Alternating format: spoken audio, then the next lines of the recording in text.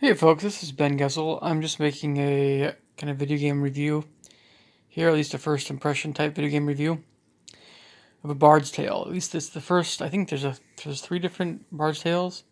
At least this is just the first one. I don't know.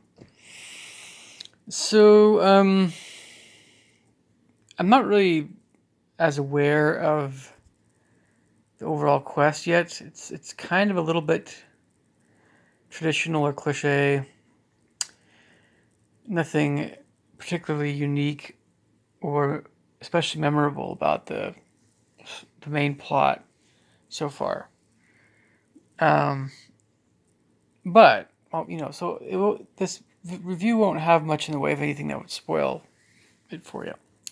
This is more just how my first impression of at least getting to the third level or so, because you can level up fairly quickly in this game. I won't explain why. Okay, so this game is pretty old. I don't know. We're talking like 90s, 1990s somewhere. And I mean, not later '90s, but like I don't know, earlier on. I think early '90s. I can't remember exactly when, but it's very much kind of a north, south, east, west thing. So it reminded me of it's the Legend of Grimrock. I mentioned I played quite a bit of that, and that's a very challenging game, and it's very trap oriented, and it's very dungeony, like Dungeons and Dragons, traditional pen and paper type thing. So the Bard's Tale has the same type of movement where it's either again north, south, east, or west, everywhere you go.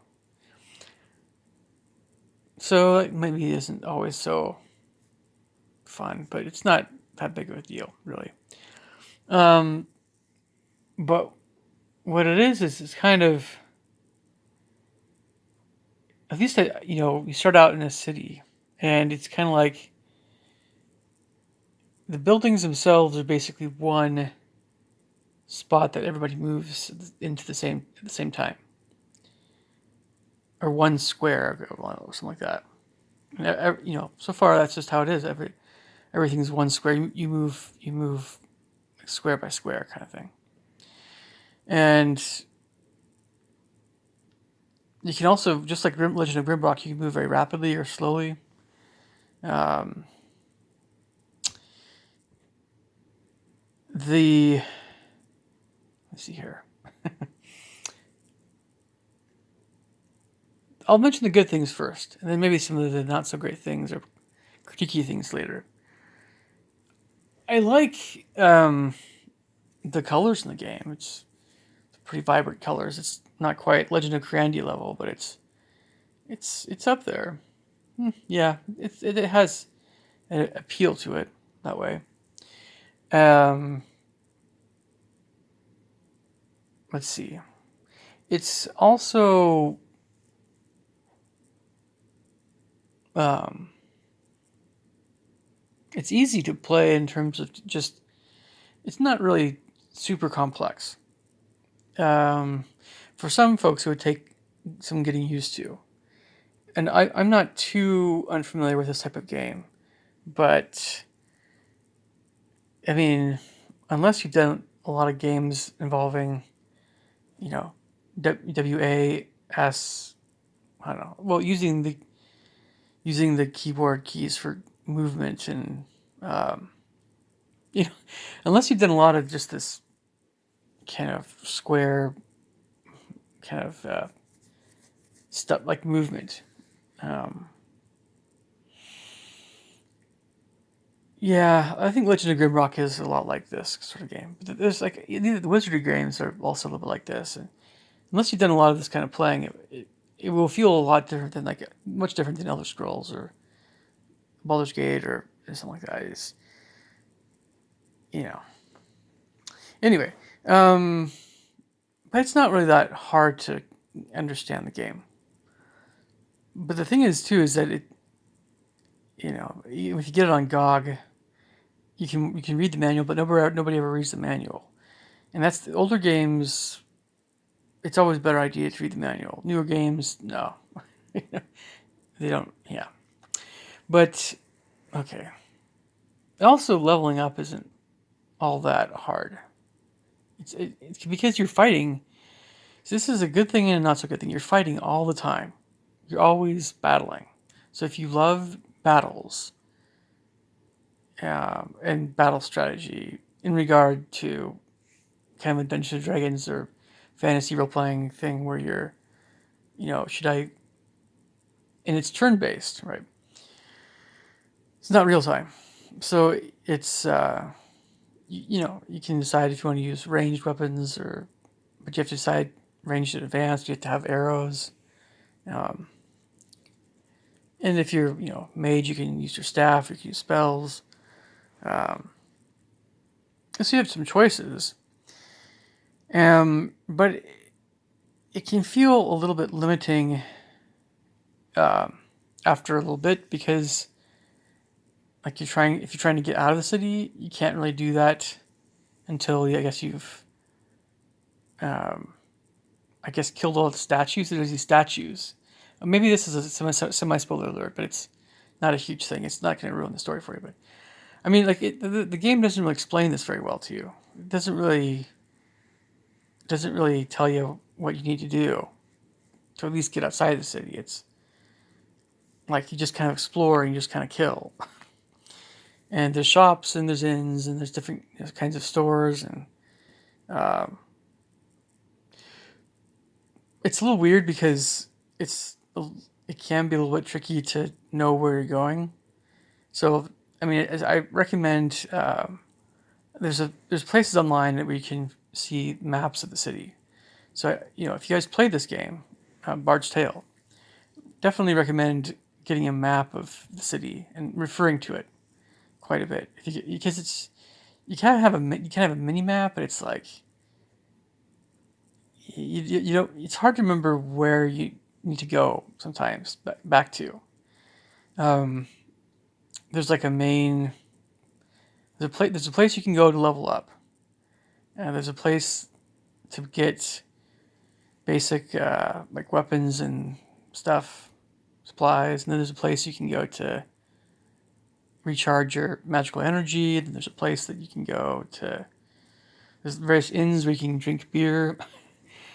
But the thing about inns are that there's no you can't when you go to an inn, it's all about drinking alcohol and spending money, giving money to the bartender for him to tell you something that might be worthless. That's basically the nature of the inns. So the only way to really rest, so to speak, is by going to this one place in the city, which is like the guild, I think, or something like that. And then when you go in there and then when you go back out again, it's like the next day. But you could literally spend I don't know, you could spend a long time wandering out at night. And the thing about being out at night killing things is that the things that could kill you are much greater number and they're much more dangerous. So it's just a little bit frustrating. But you can. So it's recommended to be by temples if you're out about at night. Um, but I don't know. That's more of an issue, I think, when you're at lower levels. But I'm wondering, when can I get out of here? You know. So one of the critiques I have of this game is it's just like you feel trapped in the city for a while until you can get out of the city. The reason why I think the game is the way it is because it maybe is slightly linear that way. Well, you need to finish this area before you can go to the next area, kind of thing. Anyway, but it still has its upsides, I guess, and it was not too expensive. So, anything else to mention here? Well, there's a lot of different character portraits, and you can choose if you want to be. You can pick 7 different people in your party. Pick human. They use the word hobbit, actually. I don't know how they got away with that, using that word hobbit. I imagine that, yeah, I think there's a story regarding the Tolkien estate and Bard's Tale, but I guess they were able to keep the Hobbit in there. Or it can be, of course, half elf, or I think half orc even. I'm not sure.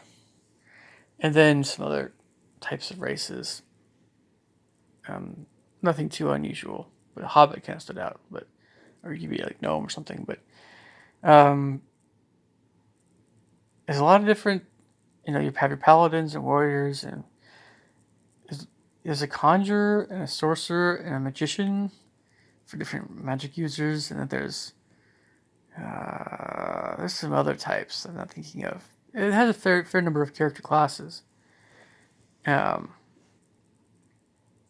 yeah, so there's a variety of portraits you can use. It's kind of nice. That's maybe one of the plus sides of the game. It very much has a very traditional feel to it. Old school, I guess you could say. Which I tend to prefer those kinds of games more than newer ones, but a lot of times it's just that the newer ones are too hard in your system if you're a computer game guy. Video game systems are completely different, so. But yeah, it doesn't really hold your hand all that much, but it's not as hard as The Legend of Grimrock. That's one. That one and Wizardry games, those are a little bit trickier in a way. Or they're just more unforgiving, I guess you could say. Yeah. All right, leave me thoughts and comments below. Catch you guys later. Take care. Bye.